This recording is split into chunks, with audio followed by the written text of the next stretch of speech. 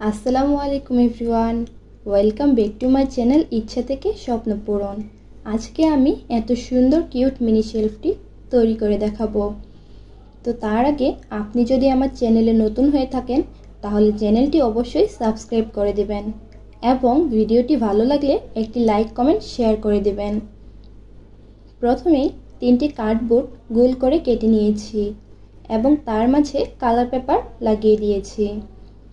Same ভাবে লম্বা একটি পাতলা কার্ড সুন্দর করে কেটে তার মাঝেও কালার পেপার লাগিয়ে দিয়েছি।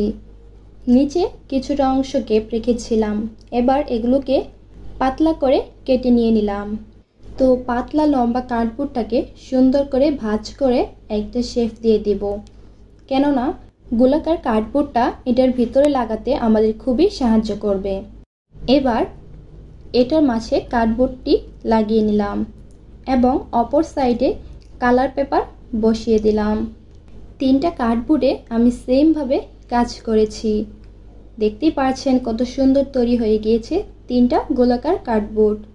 এবার গ্লিটার পেপার সুন্দর করে কেটে পাতলা গোলাকার কার্ডবোর্ডের ভিতরে দিয়ে দিয়েছি। আপনারা চাইলে অন্য কোনো কালার পেপারও ব্যবহার করতে পারেন, একটু সৌন্দর্য বাড়ানোর জন্য তার ভিতরে এঁকে নিতে পারেন। আমার কাছে এটাই ভালো লেগেছিল, তাই আমি এইভাবেই করেছি। অন্য কালার পেপার নিয়ে সুন্দর করে 3টি স্ট্রিক বানিয়ে নিয়েছি। 3টি স্ট্রিক সমান করে কেটে নিয়েছি যে শেলফটা একদম সমানভাবে বসে যায়। তো স্ট্রিকগুলো গ্লু গানের সাহায্যে লাগিয়ে দিয়েছি। আপনাদের কাছে যদি গ্লু গান না থাকে তাহলে কিন্তু ডাবল সাইড টেপ ব্যবহার করতে পারেন। এবার এটা সৌন্দর্য আরেকটু বাড়ানোর জন্য অল্প একটু ক্লে নিয়ে সুন্দর করে গোল করে বল বানিয়ে দিয়েছি। স্টিকের উপরে লাগিয়ে দেব সৌন্দর্য আরেকটু বাড়ানোর জন্য। আমার শেলফটি প্রায় তৈরি হয়ে গিয়েছে। এর মাঝে দৈনন্দিন ব্যবহারের কিছু জিনিস রেখে দিলাম।